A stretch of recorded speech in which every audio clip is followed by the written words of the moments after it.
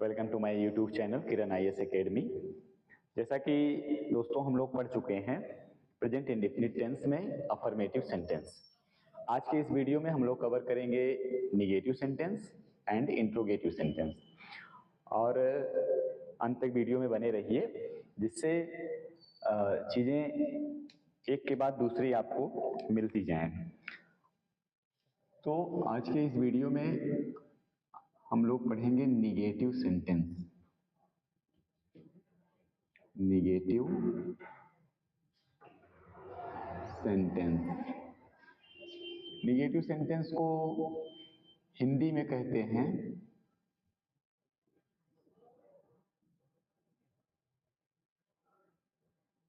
नकारात्मक वाक्य। ठीक है, अब ये जो नकारात्मक वाक्य है इसको कैसे हिंदी टू इंग्लिश बनाना है, हिंदी के वाक्यों को अंग्रेजी के वाक्यों में किस तरीके से हम कन्वर्ट कर दें, किस तरीके से उसको ट्रांसलेशन करें, जो कि सबसे पहले पढ़ेंगे rule of translation. Rule of translation को हिंदी में कहा जाता है अनुवाद के नियम। ठीक है, अनुवाद के नियम। जैसा कि अफर्मेटिव सेंटेंस में बताया गया कि अफर्मेटिव सेंटेंस में हम हेल्पिंग वर्ब डू डच का प्रयोग नहीं करते हैं। हेल्पिंग वर्ब डू डच का यूज नहीं किया जाता है। We do not use helping verb do oblique does in affirmative sentence, but we can use helping verb do does in negative sentence. Negative sentence अर्थात नकारात्मक वाक्यों का अनुवाद करते समय सहायक क्रिया डू डच का प्रयोग किया जाएगा। तो रूल ऑफ ट्रांसलेशन में सबसे पहले होगा सब्जेक्ट। ये शॉर्ट फॉर्म में लिखा जा रहा है, इससे आप समझेंगे इसको सब्जेक्ट। और फिर होगा do oblique Dutch plus not. Verb का फर्स्ट फॉर्म ऑब्जेक्ट, ये ऑब्जेक्ट होगा प्लस अदर वर्ड। ठीक है, अब आप देख ही रहे हैं ये सब्जेक्ट है, ये डू ऑब्लिक डच है। सबसे पहले हमें सब्जेक्ट लिखना है। जब भी कोई हिंदी वाक्य मिलेगा उसमें सबसे पहले क्या लिखेंगे? सब्जेक्ट। और सब्जेक्ट के अनुसार ही हमें डू और डच का भी प्रयोग करना होगा। यदि सब्जेक्ट सिंगुलर नंबर में होगा, एक वचन में होगा तो डच का प्रयोग करेंगे, यदि ये प्लूरल नंबर बहुवचन में होगा तो डू का प्रयोग करेंगे। फिर उसके तुरंत बाद नॉट का यूज कर देंगे, और नॉट के तुरंत बाद वर्ब का फर्स्ट फॉर्म। ये आप समझ पा रहे हैं, वर्ब का फर्स्ट फॉर्म अर्थात क्रिया का पहला रूप लिखा जाएगा। फिर ऑब्जेक्ट होगा, ऑब्जेक्ट लिख देंगे, उसके बाद अदर वर्ड। यदि कोई उसमें अन्य शब्द आया है तो लिखा जाएगा, नहीं आया है तो कोई दिक्कत उसमें है नहीं। तो फॉर एग्जाम्पल में होगा जैसे राम फल नहीं खाता है। ठीक है, राम फल नहीं खाता है। जैसा कि हम देख पा रहे हैं, सबसे पहले हमें देखना क्या होगा, जब भी आपको हिंदी सेंटेंस मिल जाए उसमें पहचान करिए। आपको ये पहचानना है कि लास्ट में आ क्या रहा है। लास्ट में आया है ता है, ता है, ती है, ते है। इससे हमें पहचानेंगे ये प्रेजेंट इंडेफिनिट टेंस है। प्रेजेंट इंडेफिनिट टेंस में ये निगेटिव सेंटेंस है क्योंकि इसमें प्रयोग हुआ है नहीं का। तो इतना ही पर्याप्त पहचान है, इतने से ही हम ये जान जाएंगे कि ये निगेटिव सेंटेंस है। ठीक है, अब इसमें सबसे पहले मुझे ढूंढना क्या है? सब्जेक्ट। सब्जेक्ट ढूंढना मैं बताया था इसके पहले वाली वीडियो में, उसमें सब कुछ बड़े अच्छे से कवर किया गया है। अगर आपको सब्जेक्ट पहचानने में कोई प्रॉब्लम जा रही है, वर्ब पहचानने में कोई प्रॉब्लम जा रही है, ऑब्जेक्ट पहचानने में कोई प्रॉब्लम जा रही है, किसी प्रकार कोई समस्या हो तो वीडियो को क्रम से देखिएगा। जितनी भी पार्ट 1, पार्ट 2, पार्ट 3 करके, एक भी ऐसी कोई उसमें ऐसा कोई पॉइंट नहीं होगा, ऐसी कोई चीज नहीं होगी जो न बताई गई हो। बहुत आराम से, बहुत सरल एवं सहज भाषाओं में बताया गया है। तो सबसे पहले हम सब्जेक्ट को ढूंढेंगे, और सब्जेक्ट जो ढूंढेंगे तो होगा क्या इसमें, जैसे कौन फल खाता है? राम। तो यहां लिख क्या देना है? सबसे पहले राम। राम क्या है? सब्जेक्ट है। तो सबसे पहले मुझे सब्जेक्ट लिखना है, राम लिख दिए। अब ये देखना है ये जो राम है, ये जो सब्जेक्ट राम है, ये सिंगुलर नंबर में है कि प्लूरल नंबर में? तो ये सिंगुलर नंबर में है। क्यों? क्योंकि राम से एक व्यक्ति। हो गया? ठीक, रामफल नहीं खाता है।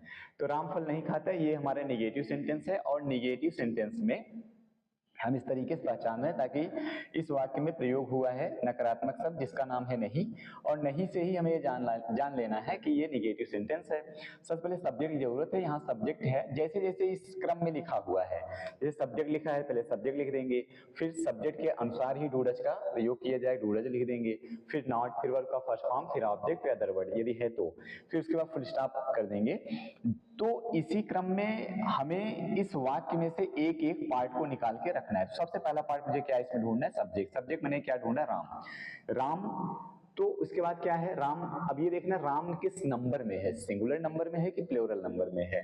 तो राम एक वचन में है या बहुवचन में? तो राम एक वचन में है, क्योंकि राम से एक व्यक्ति का बोध हो रहा है। तो जब एक व्यक्ति का बोध हो, एक वस्तु का बोध हो, तो एक वचन में है। यदि एक से अधिक का हो तो बहुवचन में है। क्लियर? तो एक वचन संज्ञा के लिए, एक वचन जब सब्जेक्ट होता है तो सिंगुलर नंबर में प्रयोग किसका किया जाता है? डज का। आपको बताया गया है नोट में ही।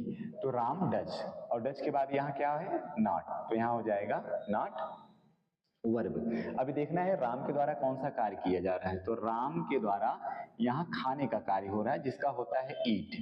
यहाँ हो गया राम डज नॉट ईट। क्या खा रहा है? फल। Eat the fruit, FRUIT। ये बात आप समझ पा रहे हैं। तो आप देख सकते हैं अगर हम इसको नीचे लिखें तो ऐसे हो जाएगा ये सब्जेक्ट, ये डू डज में से हेल्पिंग वर्ब आ गया डू डज, फिर उसके बाद ये नॉट है, नॉट आप निगेटिव वर्ड देख ही रहे हैं। फिर क्या है? ये वर्ब का फर्स्ट फॉर्म है, और ये क्या है? ऑब्जेक्ट है। तो लगभग सारी चीजें एकदम क्रम पे हैं। इसमें कोई अदर वर्ड था नहीं, कोई अन्य शब्द नहीं था, जिसकी वजह से आगे नहीं बढ़ा, उसी पे फुल स्टॉप हो गया। तो देखिए सबसे पहले करना क्या है? सब्जेक्ट ढूंढना तो आ ही रहा है। सब्जेक्ट हम ढूंढ सकते हैं वाक्य में क्या कौन लगा के प्रश्न करेंगे तो सब्जेक्ट मिल जाएगा। और उसके तुरंत बाद ये देखना है कि ये जो सब्जेक्ट है, ये सब्जेक्ट सिंगुलर नंबर में है कि प्लूरल नंबर में है। सिंगुलर नंबर और प्लूरल नंबर यदि आप क्लियर कर लेंगे तो उससे दूसरी चीज ये क्लियर हो जाएगी कि मुझे हेल्पिंग वर्ब में डू का यूज करना है कि डज का यूज करना है।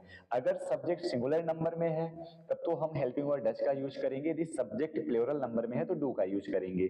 अब इसी के साथ हम एक दूसरा एग्जाम्पल देख लेते हैं, और दूसरे एग्जाम्पल में जो सब्जेक्ट होगा वो प्लूरल नंबर में होगा। जैसे इस तरीके से, वे पत्र नहीं पढ़ते हैं। अब कौन नहीं पढ़ता है? सब्जेक्ट ढूंढिए। तो यहां हो जाएगा वे को अंग्रेजी में दे कहते हैं। अभी देखना है दे जो है ये सिंगुलर नंबर सब्जेक्ट है कि प्लूरल नंबर? ये है प्लूरल नंबर। तो इसमें हम लगा देंगे डू, दे डू, और डू के बाद क्या होगा? नॉट। यहाँ डू डज में से डू, फिर उसके बाद नॉट, यहाँ नॉट लगाया गया, फिर वर्ब का फर्स्ट फॉर्म है। तो वे क्या करते हैं? वे के द्वारा कार्य होता है पढ़ने का, पढ़ते हैं। तो यहाँ क्या हो जाएगा? रीड। रीड मीन से पढ़ना, रीड फर्स्ट फॉर्म है इसलिए रीड हो गया। फिर ऑब्जेक्ट क्या पढ़ते हैं? पत्र, रीड द लेटर, LETTER। तो अब आप देख पा रहे हैं जैसा ये सब्जेक्ट क्या है? सब्जेक्ट है प्लूरल नंबर, और प्लूरल नंबर होने के नाते हेल्पिंग वर्ब क्या लगा? डू। और यहाँ सब्जेक्ट जो था वो सिंगुलर नंबर था, और सिंगुलर नंबर होने के नाते क्या लगाया गया? डज। तो ये चीज क्लियर हुई कि अगर सिंगुलर नंबर सब्जेक्ट है हेल्पिंग वर्ब डज का यूज होगा, अगर प्लूरल नंबर सब्जेक्ट है हेल्पिंग वर्ब डू का यूज होगा। नॉट दोनों के बाद लगना है, अगर डज लगाते हैं फिर भी नॉट का यूज होगा, और डू लगाते हैं फिर भी नॉट का यूज होगा। बाकी सारी चीजें जो हैं वो आपको अफर्मेटिव में ही बताई गई हैं, वर्ब का फर्स्ट फॉर्म, फिर ऑब्जेक्ट, फिर अदर वर्ड। तो हमारे लिए जो इस रूल ऑफ ट्रांसलेशन में नई बात थी वो था डू डज और नॉट। बाकी सब्जेक्ट हम अफर्मेटिव में पा ही चुके थे, वर्ब का फर्स्ट फॉर्म भी मिला था, ऑब्जेक्ट भी मिला था, और अदर वर्ड भी मिला था। तो हमें जो स्पेसिफिक कुछ डिस्कशन करना था तो वो फिर डू डज और नॉट पे करना था। तो डू डज ये बताया गया according to subject. If subject will be singular number we can use does, if subject will be plural number we can use do. यदि सब्जेक्ट सिंगुलर नंबर होगा तो हम प्रयोग करेंगे डज का, अगर सब्जेक्ट प्लूरल नंबर में होगा तो हेल्पिंग वर्ब डू का यूज करेंगे। इस बात को थोड़ा सा दिमाग में रखिए कि कर्ता एक वचन है तो हम डज का यूज करेंगे, यदि कर्ता बहुवचन है तो हम डू का यूज करेंगे। फिर डू डज का जब ये मामला सॉल्व हो जाए तो तुरंत उसके बाद नॉट लगाना ही है, तो आप नॉट लगा दीजिए, आपका निगेटिव सेंटेंस इस तरीके से तैयार हो जाएगा। अगर इसमें किसी प्रकार कोई समस्या आप फेस करते हैं तो आप जो है निश्चित रूप से कमेंट करके बताइएगा, उसका भी एक निश्चित रूप से सॉल्यूशन दिया जाएगा। अब इसके बाद जो नंबर होता है वो क्रम आता है इंट्रोगेटिव सेंटेंस का। अफर्मेटिव निगेटिव आप पढ़ चुके हैं, अब पढ़ना क्या है, इंट्रोगेटिव सेंटेंस। ठीक, तो इंट्रोगेटिव सेंटेंस है इंट्रोगेटिव सेंटेंस, SENTENCE। देखिए इंट्रोगेटिव की स्पेलिंग वगैरह निश्चित रूप से ध्यान देते रहिए ताकि एक बार याद हो जाए तो फिर जीवन भर भूले न। इसके तुरंत बाद हो जाएगा rule of translation, translation LATION। Interrogative sentence को अगर हिंदी में बात करेंगे तो यहां हम लिख सकते हैं प्रश्नवाचक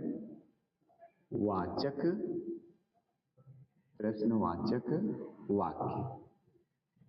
ठीक है, तो प्रश्नवाचक वाक्य इस शब्द से ही पता चल पा रहा है कि प्रश्नवाचक ऐसे वाक्य जो प्रश्न करें, तो प्रश्नवाचक वाक्य हो जाएगा। तो रूल ऑफ ट्रांसलेशन में करना क्या है, सबसे पहले हम लिखेंगे डू ऑब्लिक डज, इसके तुरंत बाद लिखना है हमें सब्जेक्ट, फिर वर्ब का फर्स्ट फॉर्म, फिर ऑब्जेक्ट, फिर अदर वर्ड, और उसके बाद है क्वेश्चन मार्क। देखिए अफर्मेटिव और निगेटिव में लास्ट में फुल स्टॉप का यूज होता था, लेकिन इसमें क्या है, क्वेश्चन मार्क लगाना है। क्वेश्चन मार्क जो है बहुत इंपॉर्टेंट है, ये जो चिन्ह आया हुआ है, जो मार्क आया हुआ है, इसको कहते हैं question mark, sign of interrogation जो भी कह लीजिए। और हिंदी में अगर बात करेंगे तो इसको हम कह सकते हैं क्वेश्चन मार्क, सॉरी प्रश्नवाचक चिन्ह। तो प्रश्नवाचक चिन्ह, ये देखिए इसका नाम ही है प्रश्नवाचक, ये चिन्ह लग जाने से इससे ये बिल्कुल क्लियर होता रहता है कि प्रश्नवाचक, यहाँ प्रश्न पूछा जा रहा है, प्रश्न का वाच किया जा रहा है, तो प्रश्नवाचक चिन्ह है, तो उसका आना बहुत आवश्यक है। तो उदाहरण के माध्यम से समझेंगे, क्या वह एक गीत गाती है, तो हिंदी के वाक्य के अंत में भी क्वेश्चन मार्क लगाना है, प्रश्नवाचक चिन्ह, और लास्ट और इंग्लिश में तो लगाना ही है, दोनों में लगाना है। अगर ये नहीं लगाते हैं, इसका प्रयोग नहीं करते हैं लास्ट में, तो ये आप समझिए कि आपका सेंटेंस जो है वो गलत ही है। तो देखिए कुछ करना नहीं है, सिर्फ थोड़ा सा चीजें थोड़ा पहले आ गई और ये बाद में आ गया। जैसे हम समझेंगे, अभी तक क्या होता था, सब्जेक्ट पहले लिखा जाता था, उसके बाद डू डज का यूज होता था, लेकिन इसमें क्या है, पहले डू डज का यूज करना, उसके बाद सब्जेक्ट। तो दिक्कत कुछ नहीं है, पहले हमें ढूंढना क्या है, सब्जेक्ट। तो क्या वह गीत गाती है, तो इसमें ढूंढना है कि गीत कौन गाती है, तो वह का मतलब हुआ सी, ताकि वह से एक स्त्री का बोध हो रहा है, जिसकी वजह से इसकी जो अंग्रेजी शब्द होगा वो क्या होगा, सी। तो सी को हम अगर देखें तो वो सिंगुलर नंबर सब्जेक्ट है, सी कौन सा नंबर है, सिंगुलर नंबर, ताकि सी से हुआ, वह से एक का बोध हो रहा है। तो डू और डज में हम लिखेंगे क्या, डज, यहां हम लिख दिए डज। अब आपको पता चला होगा कि यहाँ डज क्यों लिखा गया, क्यों डू नहीं लिखा गया, इसलिए डज यहाँ लिखा गया क्योंकि इस पूरे वाक्य में जो सब्जेक्ट है वो है वह, और वह जो है सिंगुलर नंबर सब्जेक्ट है, जिसकी वजह से यहाँ क्या लिखना पड़ा, डज। अगर ये वह के स्थान पे कोई प्लूरल नंबर सब्जेक्ट आता, कोई बहुवचन करता आती, तो वहां हम क्या लिखते, डू। इसके बाद क्या करना, सब्जेक्ट हमें पहले से ढूंढ रखा है, यहाँ पे है सी, डज सी। वर्ब है, तो अब ये देखना है ये क्रिया क्या करते हैं, वर्ब इसके द्वारा कौन सा कार्य हुआ, गाती है, तो सिंग मीन्स होता है गाना, SING, तो सिंग ये वर्ब का फर्स्ट फॉर्म लिखना है, तो यहाँ हो गया डज सी सिंग। उसके बाद क्या गाती है, तो पता चला कि ए एक गीत गाती है, और उसके तुरंत बाद आपको लगाना है sign of interrogation, question mark, प्रश्नवाचक चिन्ह, ये लग गया। अब आप ये जो तैयार हो रहा है, ये हो रहा है इंट्रोगेटिव सेंटेंस। क्या वह एक गीत गाती है? Does she sing a song. अब एक ऐसा उदाहरण पढ़ना है जिसमें सब्जेक्ट बहुवचन में हो, जैसे तुम, पहले हो जाएगा क्या तुम विद्यालय जाते हो, क्वेश्चन मार्क लगा। अब यहाँ देखना है क्या तुम विद्यालय जाते हो, इसमें भी कुछ करना नहीं है। सबसे पहले ये देख लेना है कि सब्जेक्ट क्या है, तो सब्जेक्ट में पता चला कि तुम है, सब्जेक्ट में तुम है। अब तुम में क्या है, ये बहुवचन है, ये प्लूरल नंबर है। ये बहुवचन है तो इसमें हम सबसे पहले हेल्पिंग वर्ब का यूज क्या करेंगे? डू। यहाँ वह जो था एक वचन में था तो हेल्पिंग वर्ब क्या लगा था? डज। यहाँ तुम बहुवचन है इसलिए यहाँ क्या लग जा रहा है? डू। ठीक है, इसके बाद सब्जेक्ट में क्या लिखना है? You, do you, clear? Do you हो गया। उसके बाद वर्ब का फर्स्ट फॉर्म, ये क्या करते हैं? तुम के द्वारा कार्य हो रहा है जाने का, तो गो मीन्स जाना, गो मीन्स जाना हो गया, डू यू गो। अब कहाँ जाते हो? तो वो जाता है कहाँ? विद्यालय। Do you go to school, do you go to school, यहाँ क्वेश्चन मार्क हो जाएगा। तो अब आप देख पा रहे हैं कि यहाँ do you go to school कर दिया गया, क्योंकि यहाँ डू का प्रयोग इसलिए हुआ, ये सब्जेक्ट जो था यू, ये था किसमें? प्लूरल नंबर में, बहुवचन में, और यहाँ डच का यूज हुआ क्योंकि ये जो सब्जेक्ट था ये सिंगुलर नंबर में था। तो हम इस तरीके से कह सकते हैं कि टोटल जो हमारा यूज करने की स्टाइल है या यूज हम कर पा रहे हैं डू और डज, तो डू डज हमें डिपेंड होना है सब्जेक्ट के नंबर पे। अगर सब्जेक्ट सिंगुलर नंबर में है तो हमें डच का ही यूज करना है, और अगर सब्जेक्ट प्लूरल नंबर में है तो हमें डू का यूज करना है। बाकी इसमें कुछ कोई बड़ी चीज नहीं है। सिर्फ आप ये देखते हैं कि अफर्मेटिव में सबसे पहले सब्जेक्ट होता था, उसके बाद जो है हेल्पिंग वर्ब या अन्य चीजें आती थी, और इंट्रोगेटिव में सबसे पहले क्या आ रहा है? हेल्पिंग वर्ब आ जा रही है। और यही क्रम पूरे टेंस में चलेगा। जब आप इंट्रोगेटिव पढ़ेंगे तो सबसे पहले क्या आ जाएगा? हेल्पिंग वर्ब आ जाएगा। अब इसके बाद आपको पढ़ना है interrogative negative sentence, interrogative negative sentence.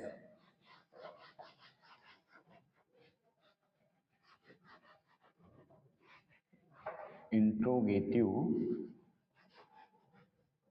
Negative sentence, interrogative already है ही है, इसी में हम ऐड करेंगे निगेटिव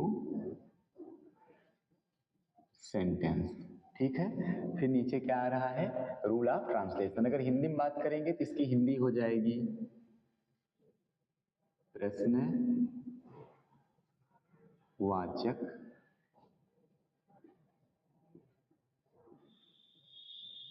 नकारात्मक वाक्य। जैसा कि देख पा रहे हैं, प्रश्नवाचक नकारात्मक वाक्य, इंट्रोगेटिव ये प्रश्नवाचक हो गया, निगेटिव का नकारात्मक होता है नकारात्मक हो गया, सेंटेंस का वाक्य होता है वो वाक्य हो गया। तो चीजें बिल्कुल एक दूसरे से जुड़ी हुई है, क्रमवार हैं। उसमें उसके शब्द से ही हमें भाव का पता चल पा रहा है कि प्रश्नवाचक नकारात्मक मतलब प्रश्न भी करेगा, उसमें नकारात्मक भी कुछ भाव आते रहेंगे। ठीक है, तो रूल ऑफ ट्रांसलेशन पे सबसे पहले आपको बताया गया डू और डज। डू डज तो आ ही गया, तो पहले ही था। उसके बाद यहाँ क्या था? सब्जेक्ट, और सब्जेक्ट के बाद हम प्रयोग किसका करेंगे? नॉट का, और फिर नॉट के बाद होगा first form of the main verb, उसके बाद ऑब्जेक्ट, ऑब्जेक्ट हो गया, और उसके बाद क्या करना है? अदर वर्ड, फिर यहाँ पे क्वेश्चन मार्क। ठीक है, अब आगे चलते हैं यहाँ एग्जाम्पल पे। जैसे क्या पक्षी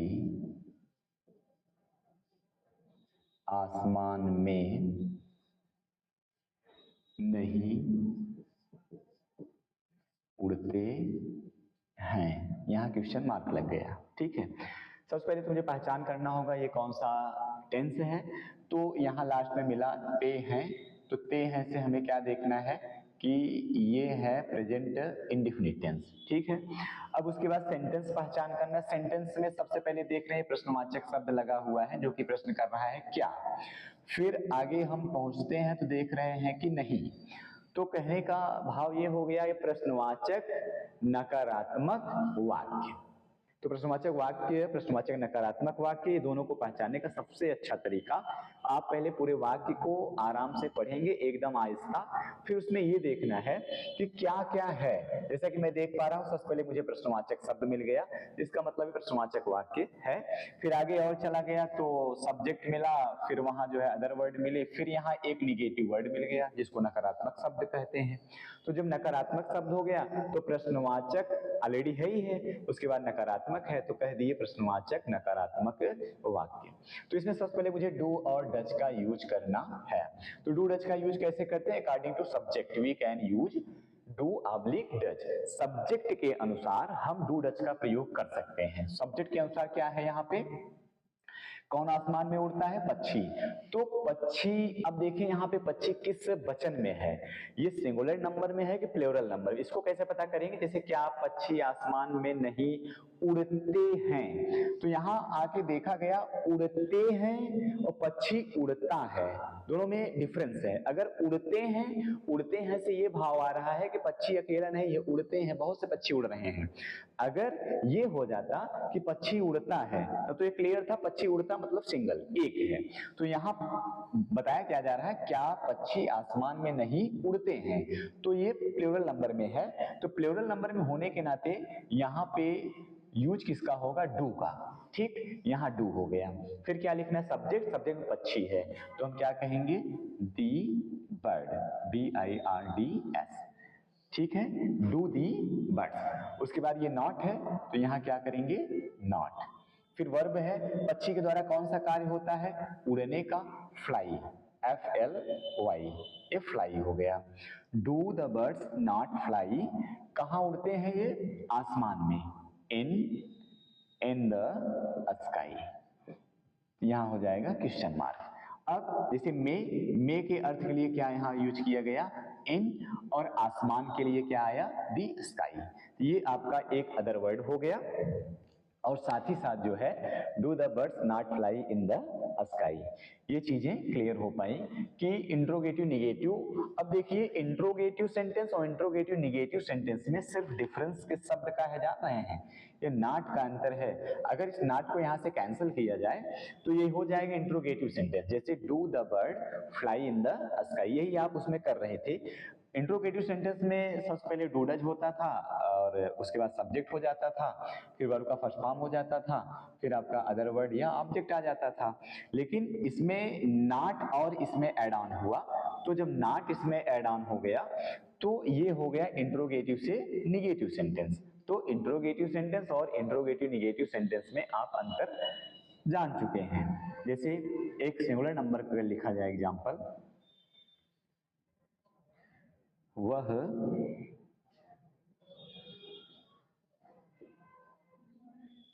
सबसे पहले क्या वह बगीचे में फूल नहीं तोड़ता है, ठीक है। अब यहां देखना है, सबसे पहले हम पहचानेंगे ता है से ये पहचान मिली, ये प्रेजेंट इंडेफिनिट टेंस है। उसके बाद यहां देख रहे हैं क्या आया हुआ है और फिर वाक्य के बीच में नहीं आया, जिससे ये हो गया प्रश्नवाचक और ये हो गया नकारात्मक। फिर ये देखना है कि सब्जेक्ट क्या है, सब्जेक्ट में है वह, तो वह से ये क्लियर होगा कि ये सिंगुलर नंबर सब्जेक्ट है और हमें यहाँ पे हेल्पिंग और अप्लाई क्या करना है? डज। डज के बाद वह फूल तोड़ता है, वह से एक पुरुष का बोध हो रहा है, जिसकी वजह से यहाँ हो जाएगा ही, डज ही, और फिर क्या हो जाएगा? Not, does he not. फिर इसके बाद क्या है? नॉट के बाद वर्ब का फर्स्ट फॉर्म, तो वर्ब का फर्स्ट फॉर्म क्या करना है? इसके द्वारा कौन सा कार्य हो रहा है? तोड़ने का। तो तोड़ने की अंग्रेजी जो होती है वो होती है pluck, PLUCK। Does he not pluck, क्या तोड़ता है? फूल, प्लक द फ्लावर, FLOWER। कहाँ तोड़ रहा है? बगीचे में। ये आपका अदर वर्ड आ रहा है, तो यहाँ क्या हो जाएगा? In the garden.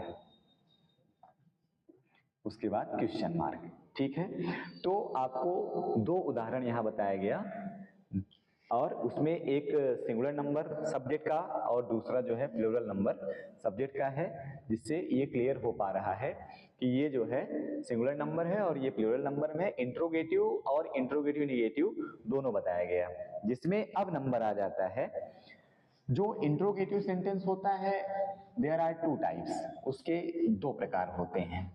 Interrogative sentence के दो प्रकार होते हैं। एक इंट्रोगेटिव सेंटेंस में जो हेल्पिंग वर्ब होता है वो वाक्य के पहले लग जाता है, और जो दूसरा प्रकार होता है उसमें सबसे पहले क्वेश्चन वर्ड लिखा जाता है। ठीक है, तो दूसरा जो प्रकार होता है, जैसे इंट्रोगेटिव सेंटेंस, एक हो जाएगा यस ऑब्लिक नो टाइप्स, और दूसरा होता है WH टाइप्स, TYPES। अब इसको समझेंगे कि यस नो टाइप्स क्या होता है और WH टाइप्स क्या होता है। ये दोनों प्रकार हैं, ये फर्स्ट कर सकते हैं, इसको सेकंड कर सकते हैं। ये पहला प्रकार जो है यस नो टाइप है, और दूसरा प्रकार जो है वो क्या है? WH टाइप है। ठीक, अब इसमें समझना क्या है, किसको यस नो टाइप कहते हैं, किसको WH टाइप कहते हैं। तो हम दो वाक्य लिखेंगे। जैसे एक ऐसे वाक्य लिखा जा रहा है, क्या वह घर जाता है। फिर दूसरा वाक्य हम ऐसे लिख देते हैं, वह घर क्यों जाता है। देखिए, सबसे सिंपल तरीका है, एकदम आराम से हमें सिर्फ ये ढूंढना है कि दोनों वाक्य में ऐसा क्या है जो थोड़ा सा अंतर बता रहा है। जबकि ये भी इंट्रोगेटिव है, इसमें भी प्रश्न पूछा जा रहा है, ये भी इंट्रोगेटिव, इसमें भी प्रश्न पूछा जा रहा है, लेकिन जो अंदर की बातें हैं वो अंतर ये बता रहा है। ये जो प्रश्नवाचक शब्द है इसको हम कहेंगे प्रश्नवाचक शब्द, प्रश्नवाचक शब्द।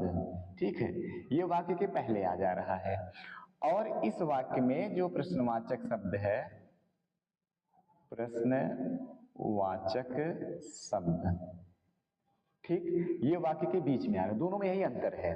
अगर वाक्य में सबसे पहले प्रश्नवाचक शब्द आ जाए तो उसको हम कहेंगे यस नो टाइप। अगर वाक्य के पहले प्रश्नवाचक शब्द न आके वाक्य के बीच में आ जाता है, जैसे इस तरीके का, तो इसको कहेंगे WH टाइप।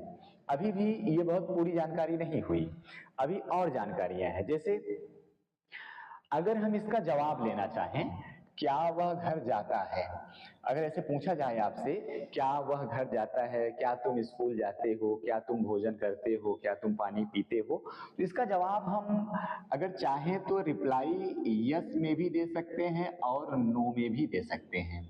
जैसे अगर वो घर जाता है तो कह दीजिए यस, तो यस कह दिए तो इससे क्या हो गया, इसका एक रिप्लाई मिल गया।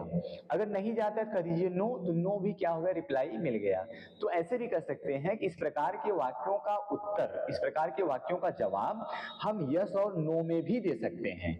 तो इसलिए इसको क्या कहा जाता है, यस नो टाइप सेंटेंस। अब अगर इसमें पूछा जाए वह घर क्यों जाता है, तो कहेंगे यस, या वह घर क्यों जाता है कहेंगे नो। कोई जवाब नहीं आ रहा है, यस नो का कोई मतलब ही नहीं उसमें, इसलिए ये यस नो टाइप नहीं होगा और ये आपका यस नो टाइप होगा, ताकि इसका जवाब हम हाँ और नहीं में भी दे पा रहे हैं। अगर वह घर जाता है तो कह देंगे हाँ वह घर जाता है, अगर घर नहीं जाता है तो कह सकते हैं वह घर नहीं जाता है, किंतु इसका हम नहीं कुछ कह सकते हैं। अब इसका कैसे क्या होगा वो समझा जाए। जैसे आप देखते हैं जितने भी प्रश्नवाचक शब्द हैं सबकी शुरुआत जो है कैसे, जैसे व्हाट, व्हेन, वेयर, विच,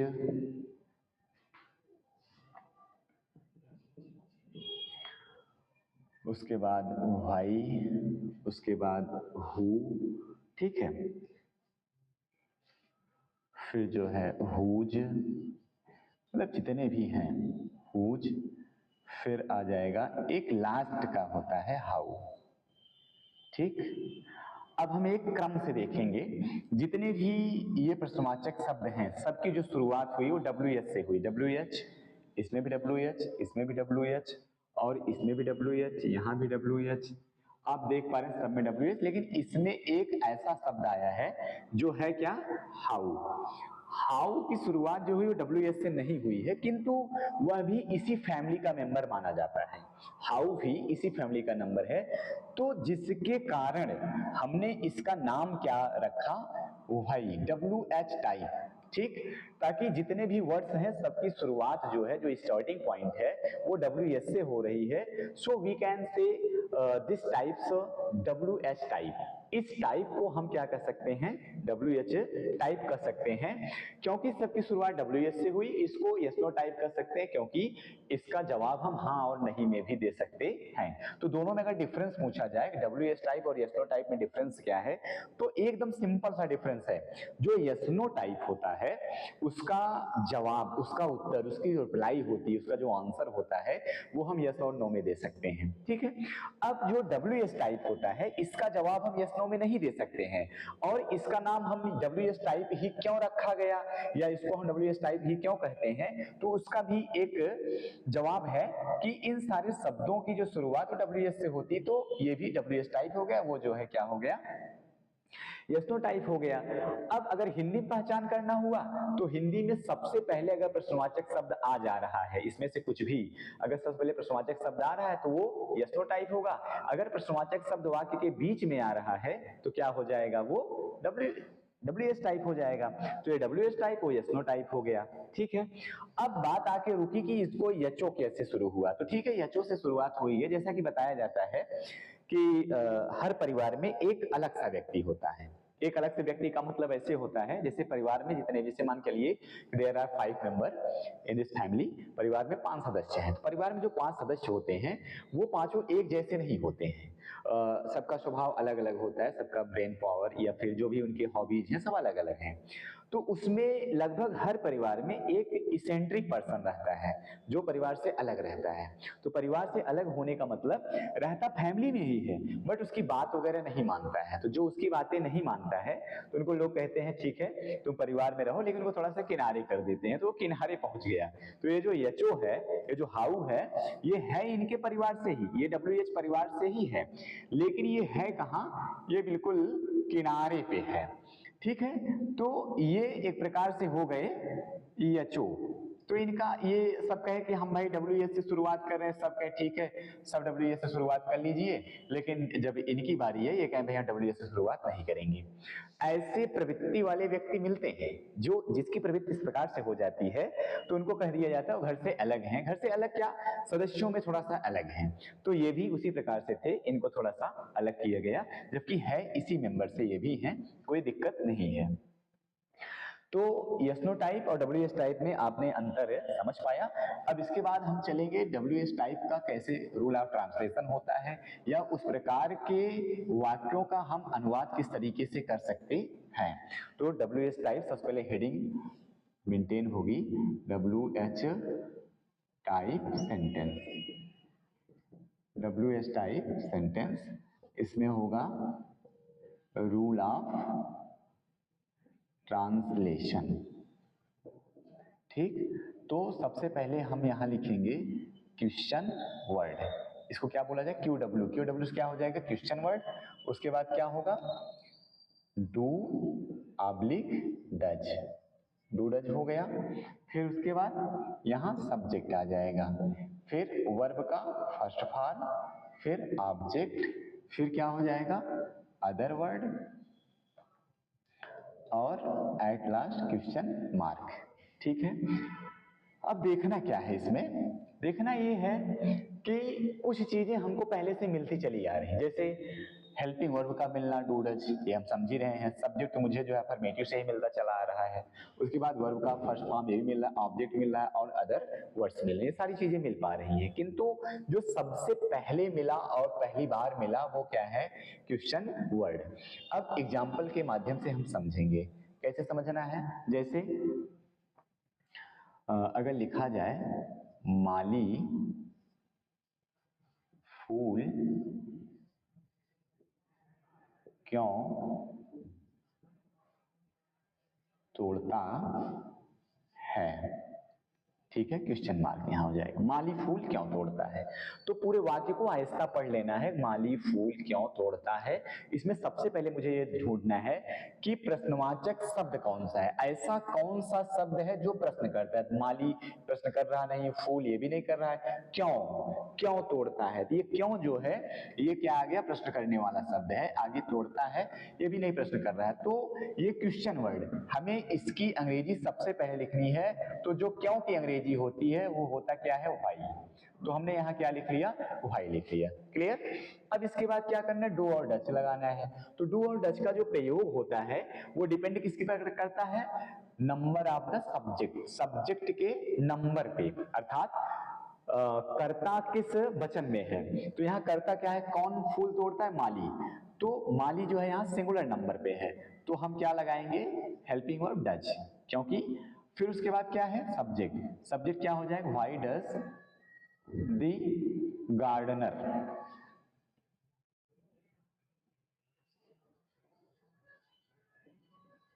ठीक है, व्हाई डज द गार्डनर। इसके बाद क्या है, गार्डनर का मतलब क्या हो जाता है, माली। फिर वो क्रिया क्या कर रहा है, वर्ब का फर्स्ट फॉर्म तोड़ना, तोड़ने की अंग्रेजी क्या होती है, pluck, PLUCK। Why does the gardener pluck, क्या तोड़ता है, फूल तोड़ता है। तो प्लक और प्लक दी फ्लावर, FLOWER, यहां हो जाएगा क्वेश्चन मार्क। क्लियर। तो ये चीजें क्या हो गई, ये हो गया WH टाइप सेंटेंस। अब अगर देखा जाए WH टाइप सेंटेंस में और यस नो टाइप सेंटेंस में, दोनों डिफरेंसेस क्या है, डिफरेंस क्या है, डिफरेंस बहुत मामूली सा है। देखिए, why does the gardener pluck the flower, सब कुछ सेम है। यही जो आपका क्वेश्चन वर्ड है ये व्हाई, अगर इस व्हाई को हटा दिया जाए, माना कि हम व्हाई को कैंसिल कर देते हैं यहां से, तो क्या हो जाएगा, does the gardener pluck the flower, ये हो गया यस नो टाइप। ठीक है।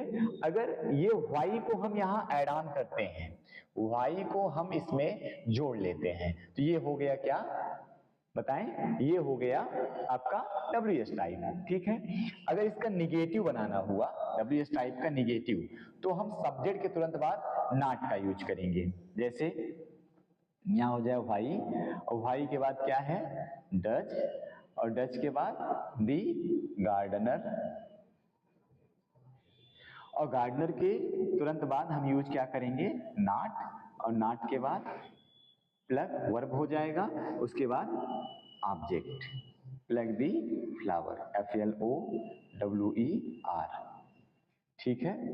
अब इसमें ये देखना है कि why does the gardener not pluck the flower.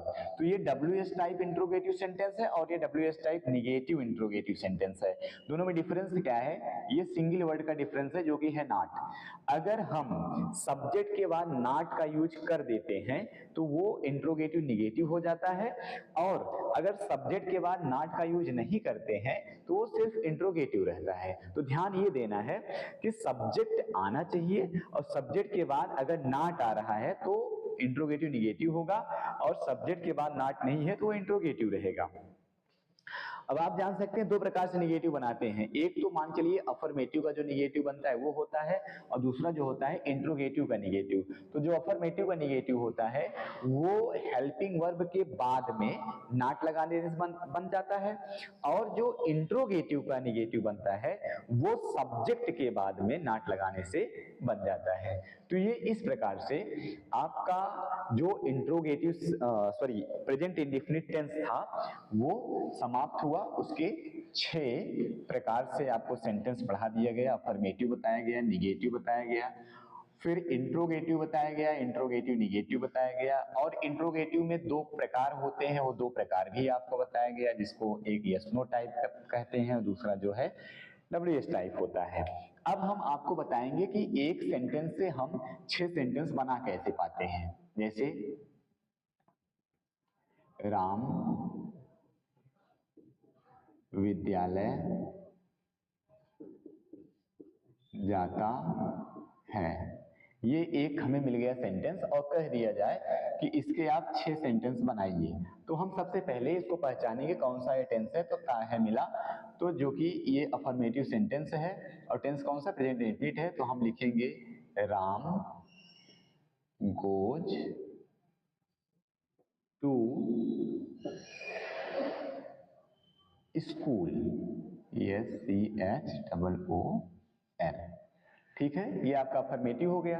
इसको हम निगेटिव करेंगे तो डू नॉट और डज नॉट का प्रयोग होगा, जिससे राम क्या है, राम सिंगुलर नंबर सब्जेक्ट है, इसमें लगाएंगे does, Ram does not go to school.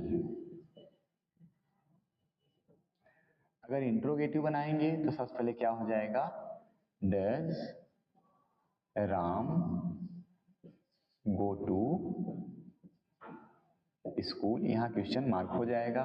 Interrogative negative में क्या होगा, does Ram not go to school. WH type में क्या होगा, वाई